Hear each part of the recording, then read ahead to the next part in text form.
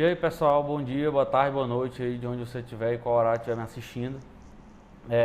Meu nome é Flávio Cardim, nós vamos iniciar aqui a aula de conhecimentos bancários para o concurso, né, do Banco do Nordeste e da Caixa Econômica, né? Na aula de hoje nós vamos ver aí os órgãos, né, supervisores, os órgãos executores e os órgãos normativos do Sistema Financeiro Nacional, beleza?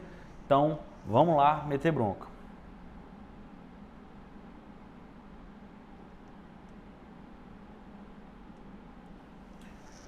O Sistema Financeiro Nacional, ele é dividido em 3 conselhos, certo? Com órgãos normativos. O que são conselhos?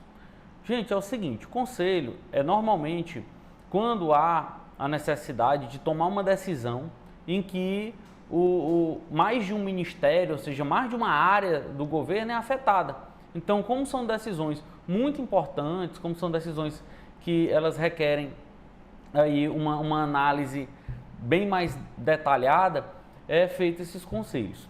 E aí temos o nosso primeiro conselho, né, e mais importante, aí que vocês vão ter que estudar para a prova de vocês, que é o Conselho Monetário Nacional, beleza?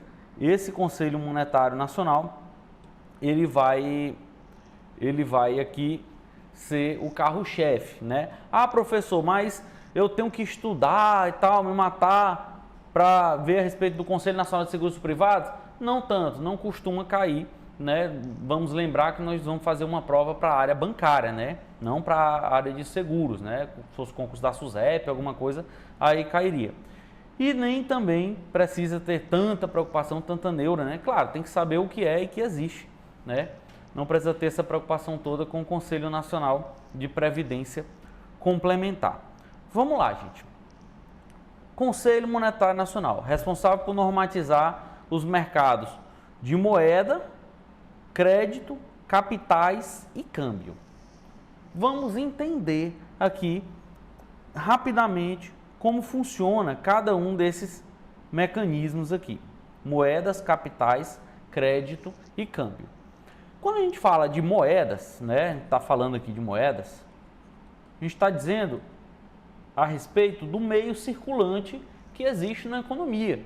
Vocês vão ouvir muito falar aí nas apostilas e até questões a respeito do meio circulante, né? Então são as formas de pagamento aí que existe, né? O que você utiliza para trocar aí por mercadorias.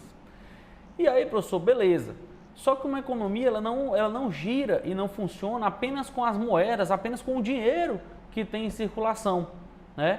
Por quê? Porque o poder de compra do indivíduo, ele não é meramente a questão do capital que ele possui no bolso. Para isso, existe, né, aí para dar uma alavancada aí no seu poder de compra, uma coisa chamada crédito. Veja bem, você tem aí no seu poder de compra o dinheiro que você possui mais o crédito que você tem na praça. Caso contrário, vamos imaginar uma pessoa que ganha R$2.000 não conseguiria comprar uma geladeira de R$5.000 no primeiro mês, né? Então, pô, se eu ganho R$2.000, como é que eu vou comprar geladeira de R$5.000 no primeiro mês de salário? Não tem como, mas para isso existe o crédito. Então você vai lá, você financia, né? Um banco vai lá e lhe empresta o dinheiro, ou você faz o famoso crediário, né? Aí lá que as lojas costumam fazer. Então o crédito vai abranger essa confiança, né? A palavra crédito vem de del credere, né? Vem do latim credere, que significa acreditar. Então eu dou crédito quando eu acredito, né, aí em alguém. E aí temos também o chamado mercado de capital, né? Os mercados de capitais. O que seriam esse mercado de capitais? Esse mercado de capitais seria o seguinte: você ou trabalha para alguém, ou você, né, para obter renda, ou você emprega o seu capital para obter um retorno. Então, na economia só existem essas duas formas aí de obter recursos. Então, ou você vende a sua força de trabalho, né? Eu saio todo dia de manhã para trabalhar e com isso eu recebo uma remuneração, ou eu pego um valor, um capital, né? E invisto em algo para eu poder ter um retorno. O que é o mercado de capitais? O mercado de capitais, gente, vamos imaginar o seguinte. Passou o slide aqui.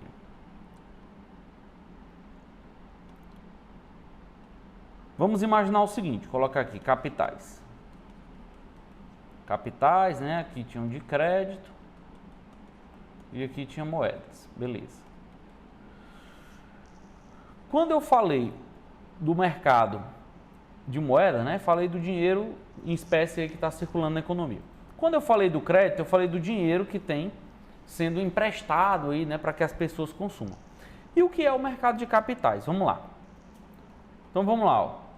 Tenho aqui o mercado de crédito, né? Ó. Mercado de capitais e temos as moedas, né? Beleza. E aí, gente, como é que funciona? Eu falei que as moedas é a questão da grana, né? Que você tem seu poder para gastar. O crédito é a grana que emprestam para você, né? Para você também consumir. E o mercado de capitais, de onde é que vai vir essa grana? Vai ser a grana que você investe diretamente para obter um retorno. Então vai funcionar assim, ó. Vamos imaginar que nós temos aqui várias pessoas, né? Isso aqui é de maneira ilustrativa para vocês entenderem, né, como funciona o mercado de crédito e o mercado de capitais. Se essas pessoas quiserem ter algum ganho financeiro da moeda que elas têm em mão, então vamos imaginar que elas têm uma grana aqui. Elas podem fazer o seguinte, elas podem pegar esse dinheiro e investir diretamente em empresas. Então, colocar aqui SA, né? Sociedade Anônima. Então, você investiu diretamente na empresa. Então, pô, professor, comprei ações da Vale. Beleza.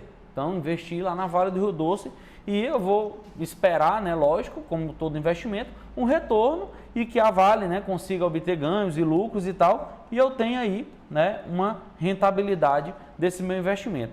Esse mercado aqui direto é um mercado de capitais, né? É um mercado de capitais. Por quê? Porque eu estou investindo diretamente no capital, né, de uma empresa. Seria basicamente, você pensando assim, você consegue visualizar, melhora para lembrar. E o que seria o mercado de crédito, gente? O mercado de crédito seria o seguinte, nada mais seria do que um banco aqui no meio. Ó, pegar aqui um banco, né? O banco vai estar aqui no meio. Então, o que é que o banco vai fazer? O banco vai ser um intermediador financeiro. Então, ele vai pegar a grana aqui dos chamados agentes poupadores, né? Aqui no caso vocês, e vai emprestar aqui essa grana para os agentes tomadores. Então, ele vai pegar o dinheiro aqui e vai emprestar aqui para a Vale.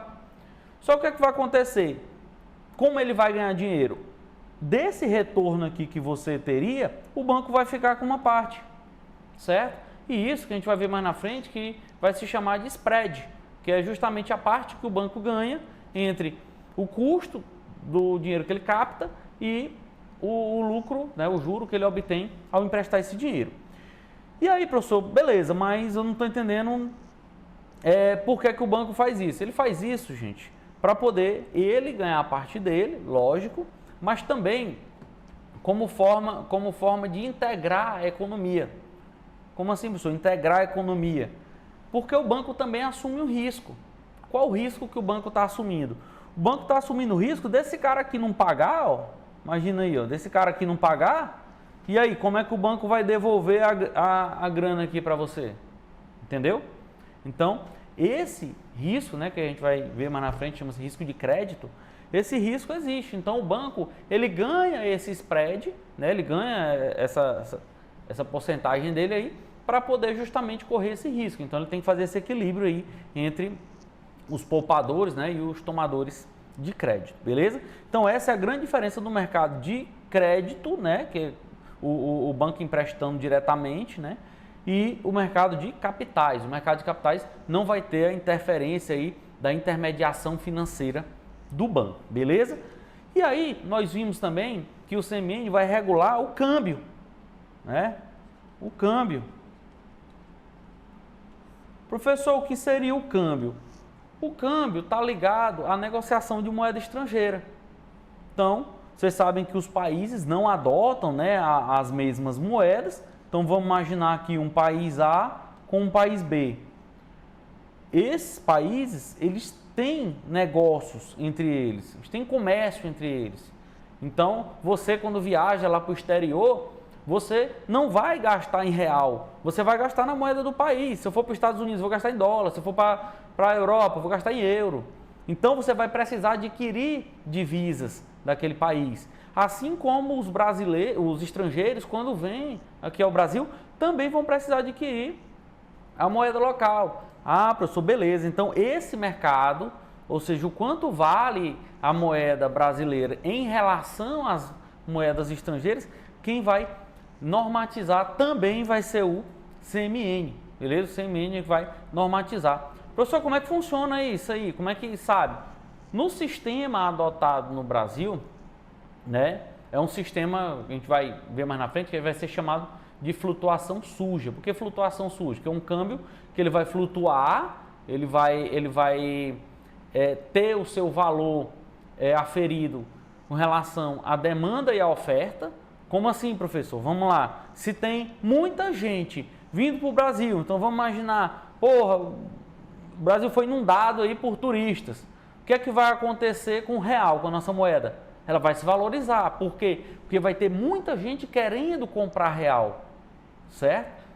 Se acontecer o contrário, né?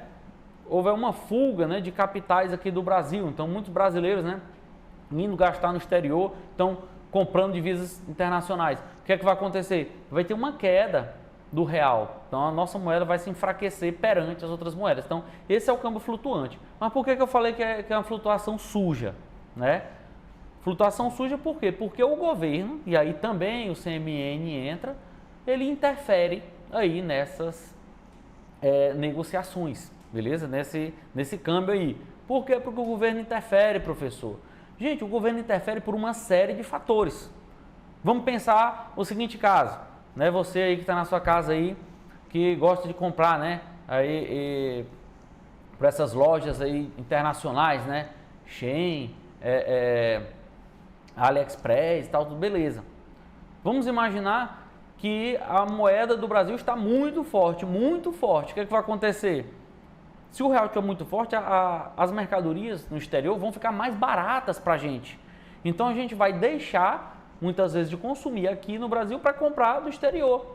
Então o que é que vai acontecer? Vai haver uma fuga, né, de capital aqui do Brasil, né, uma fuga de reais. Então às vezes o governo, para evitar essa fuga, ele não quer deixar que a nossa moeda fique muito forte. Entendeu? Por outro lado, se a nossa moeda for muito fraca, vamos pensar a seguinte situação: nossa moeda é muito fraca e você é um exportador. Então, pô, tu planta soja, tu cria gado, aí tu, pô, vou vender aqui no Brasil, não tá valendo nada, né? Porque nossa moeda tá fraca. Mas se eu vender em dólar, eu vou ganhar muito dinheiro. Então o que é que eu vou preferir? Eu vou preferir vender lá para fora do que vender aqui no mercado interno. E isso pode gerar uma crise de desabastecimento. Pode faltar, né, comida, né, aqui no Brasil por esses fatores aí. Beleza? Então o câmbio é muito sensível, certo? E fora outros, vários e vários fatores que podem influenciar aí a questão do câmbio.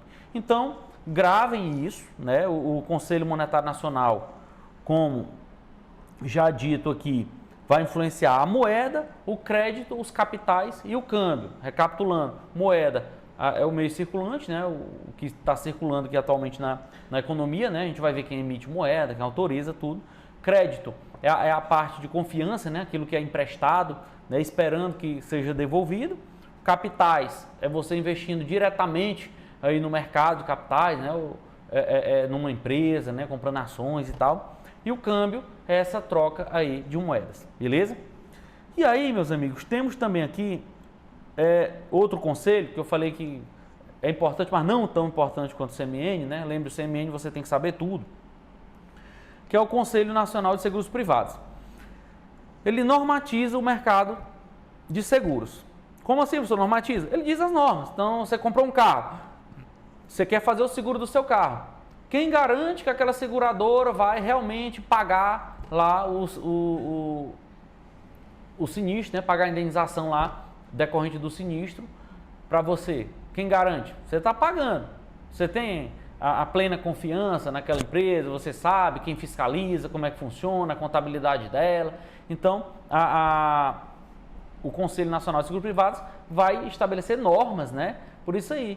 Então, eu quero dar um golpe no seguro, professor. Eita, eu quero, né? Vou comprar um carro aqui, fazer um seguro, vou trocar por um carro mais velho, vou enganar a seguradora, né? Para ganhar o dinheiro, né? Lembrando que isso é crime, né? Existe essa previsão.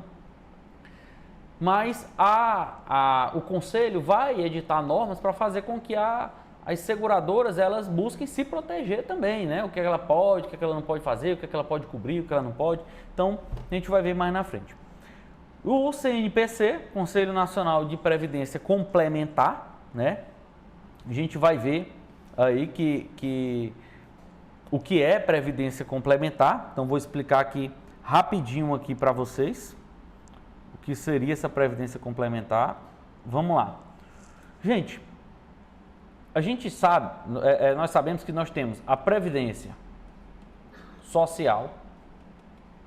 Pô, professor, por que social? Social porque ela é de toda a sociedade. Ela é uma previdência obrigatória, certo? Então vamos imaginar, o Joãozinho aqui trabalhou, né, numa empresa, né, e recebe lá o salário dele. Desse salário que o Joãozinho recebe, uma parte dele vai para a previdência social. Por que uma parte do salário dele vai para a previdência social, professor? Veja o nome, previdência, tem que ser previdente, tem que ser parcimonioso. Vai porque podem acontecer intempéries da vida. Então, o camarada está indo trabalhar e morreu. E aí, professor, o que é que vai fazer? Ele tem filho pequeno, né? Deixou esposa, tudo. Ele é um segurado da Previdência Social. A Previdência Social vai lá pagar uma pensão para a esposa, né? Uma pensão para a viúva, né? Para os filhos e tal. Então, é para cobrir esses eventos, né? Ele envelheceu, professor, ele já está com 70 anos, ele não aguenta trabalhar mais. Pronto, a Previdência vai pagar uma aposentadoria para ele. Então, a Previdência Social ela vai servir para todos. E lembrando que ela é obrigatória, né? Ela vai ser obrigatória aqui, a Previdência Social. Beleza? Temos, gente, também a chamada Previdência Privada. Como assim, professor? Previdência Privada? Para esses mesmos eventos que eu falei aqui, a pessoa morreu e deixou filho, ou a pessoa já está idoso e não consegue mais trabalhar, tem também a previdência privada. Além dessa previdência que você é obrigado a fazer, né, o Estado te obriga a fazer, tem a previdência privada, aquela que você escolhe, você opta a fazer. E aí, meus amigos, nós temos dois tipos. Nós temos a previdência privada aberta e nós temos a previdência privada fechada. Professor, qual é a diferença? É bem intuitivo o nome, é bem intuitivo. A previdência aberta, qualquer pessoa pode entrar. Qualquer pessoa pode entrar. Eu posso ir lá no Banco do Brasil e dizer assim, eu quero fazer uma previdência. Posso? Pode, tranquilo. Né? Posso ir lá na Caixa Econômica, quero fazer uma previdência. Posso. Então, eu vou pagar lá um valor X por mês, né? Então, o indivíduo aqui, ele vai depositar todo mês uma grana lá e aí ele vai ter uma previsão de quanto aquilo vai render, uma previsão de renda que ele pode receber no futuro, uma previsão de um valor que ele vai receber numa eventual morte, né? Ou pensão e tal, para os dependentes e tal, tudo mais. Até aqui tudo bem. Essa previdência ela é facultativa, né? Lembrando que essa aqui é obrigatória e essa aqui é facultativa. Então, você só faz se quiser. E aqui ele vai usufruir da própria grana dele. Tranquilo. E a previdência fechada, professor? Veja, como o nome já diz previdência fechada, você já está deduzindo aí que não é todo mundo que pode entrar, né? Porque é uma previdência fechada. E aí, quem pode entrar nessa previdência, professor? Apenas, vou botar só assim, para você entender, apenas determinadas pessoas. Apenas determinadas pessoas. Professor, que pessoas determinadas são essas e quais condições? Vamos lá, vamos entender. Gente, é o seguinte, muitas empresas, e inclusive o governo também faz isso, existe uma previdência privada fechada, né, o FUNPRESP, aí do governo, eles buscam ajudar os seus trabalhadores na aposentadoria deles também. Por quê, professor? Para eles não dependerem apenas... Bem, pessoal, deu uma pausa aqui porque a tela branca saiu aqui e apagou tudo aqui, eu tive que desenhar novamente aqui. Mas só recapitulando aqui rapidinho. Ó, previdência social, ela é obrigatória, né? Todo trabalhador vai ter que contribuir. E essa contribuição é feita lá para o INSS. E aí você dá uma parte do seu salário para cobrir aqueles eventos lá, morte, velhice, né? Invalidez e tal, tudo mais. A previdência privada, como eu falei, é optativo, né, opcional. Ninguém é obrigado a fazer essa previdência privada. A previdência privada aberta, qualquer pessoa pode participar. Você pode ir lá no Banco do Brasil e dizer assim, eu quero fazer uma previdência aberta, né, eu vou pagar aqui e tal, e com tantos anos eu resgato, então me aposento, né, beleza.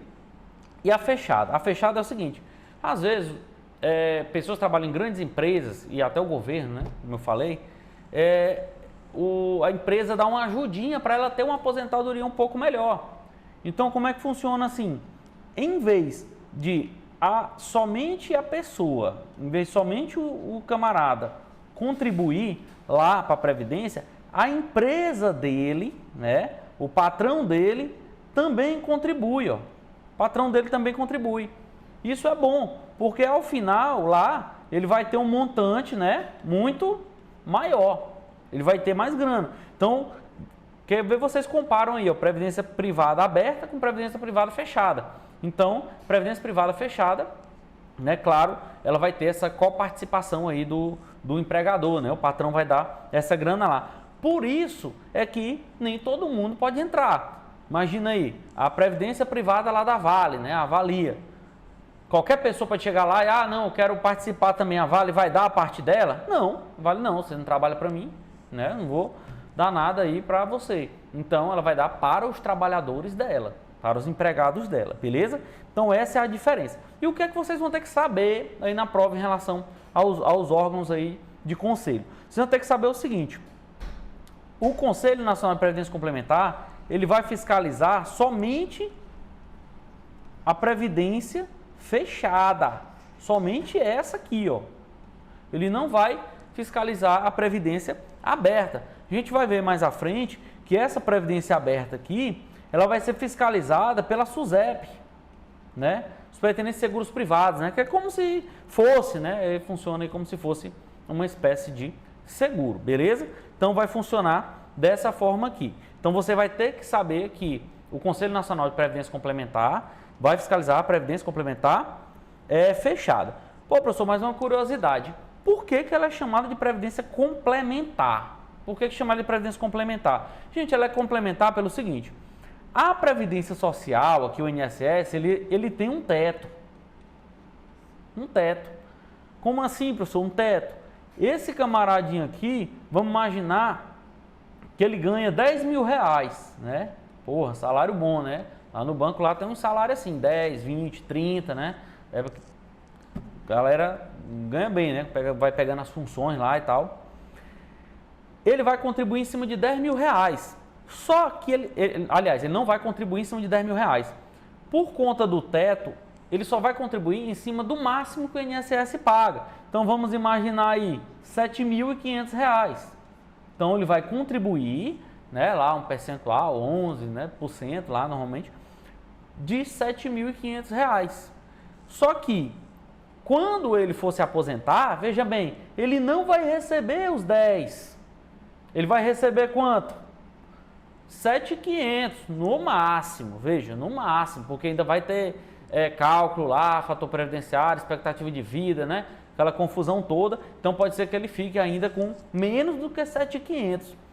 E aí, professor, cara, vai ser ruim para ele, por quê? Porque ele passou a vida inteira sendo habituado com um padrão de vida de 10 mil reais, e aí, ao fim e ao cabo, ele vai receber pouco mais de 7 mil reais. Então, para ele não cair esse padrão de vida dele, existe a previdência complementar, aqui ó, complementar. Professor, entendi. Por que complementar? Porque ela complementa esse valorzinho aqui, ó, do INSS. Ela é uma forma que o camarada tem para ele não cair o padrão de vida dele após a aposentadoria. Por quê? Porque o INSS tem um teto. Então, imagina aí, o cara ganha 20 mil, aí vai se aposentar com 7. Pô, ele vai sentir, né? Então, ele paga essa previdência complementar, o patrão dele ajuda para, ao final, ele ter uma aposentadoria mais compatível com a renda habitual dele. Beleza, pessoal? Tranquilo, né? Pô, professor, esse foi só o primeiro slide, imagina aí, né? Tanto de coisa legal que a gente tem para ver. Então, previdência fechada. Então, CMN, CNSP e CNPC, né? Vocês já estão aí sabendo o que cada um fiscaliza, né? Qual a área cada um atua. Só que esses órgãos, eles são órgãos normativos, né? Não é nem fiscaliza, né? Eles não são órgãos fiscalizadores, são órgãos normativos, né? Só corrigindo aqui. Eles fazem as normas, certo? Fazem as normas. Quem é que é obrigado a seguir essas normas? Essa galera aqui, ó. Essa galera aqui que são os órgãos supervisores. Todos esses órgãos aqui, gente, eles são autarquias. Porra, professor, autarquia. O que é autarquia? Autarquia é o seguinte, gente. O Estado, ele cria algumas pessoas jurídicas de direito público. O que quer dizer direito público? Quer dizer que o Estado está acima do particular, né? O Estado vai atuar, né, de maneira fiscalizatória sobre o particular. E aí, ele cria essas entidades para fiscalizar e regular determinado setor. Então, vamos pensar, por exemplo, a medicina. Todo mundo vai ter lá, né, para trabalhar como médico, vai ter que ter um CRM. Então, eu tenho o Conselho, né, Regional de Medicina. O Conselho é o que, professor? É uma autarquia também. A autarquia que vai ser responsável por fiscalizar aí a parte dos médicos. Beleza? Você vai pegar um voo, né? As companhias aéreas e tal, elas são fiscalizadas também por uma autarquia, conselhos, né? A ANAC, beleza? O seu celular que você tem aí, né? As operadoras, a Vivo, né? Claro, Oi, elas são fiscalizadas também. Quem é a autarquia, professor? Então, a autarquia normalmente está ligada nessa parte de fiscalização. Quem é a autarquia? Vai ser a Anatel, né? Que vai fiscalizar isso daí. E aqui são as autarquias do Sistema Financeiro Nacional, né, que elas vão fiscalizar, vão atuar nessa supervisão, né? Aqui a gente usa a palavra supervisão, mas na prática como funciona é uma fiscalização. Então aí nós temos o Banco Central, você vai ter que saber, Comissão de Valores Mobiliários, Superintendência de Seguros Privados e a Previc, né? Previdência Complementar. Logicamente, vocês vão depois visualizar aí que o Banco Central vai estar vinculado ao CMN, né? Vai ter que obedecer às normativas do CMN, né? A CVM também do CMN, a SUSEP do Conselho Nacional de Seguros Privados e a Previc do Conselho Nacional de Previdência Complementar. Ah, professor, entendi. Então, cada órgão normativo que a gente viu agora há pouco, ele vai fazer normas para que esses órgãos fiscalizadores e supervisores obedeçam isso. Então, na fiscalização, eles vão ter que obedecer aquelas normas feitas pelo conselho, beleza? Pelos conselhos. E aí, gente, vamos lá. O que é que cada um vai atuar aqui? O Banco Central vai supervisionar os mercados de moeda, do crédito e de câmbio. Veja a importância do Banco Central, né? Vai fiscalizar todos esses mercados aqui. A CVM, o mercado de capitais apenas, né? Aquela parte lá que a gente já conversou, né? Quando não tem intermediação financeira, que você investe diretamente na empresa. A SUSEP vai fiscalizar a parte de seguros privados, né?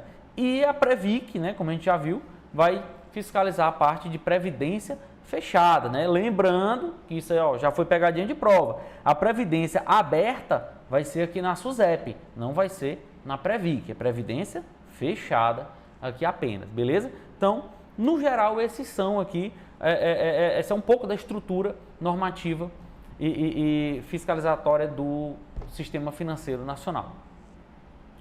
Terminou aí, Chão?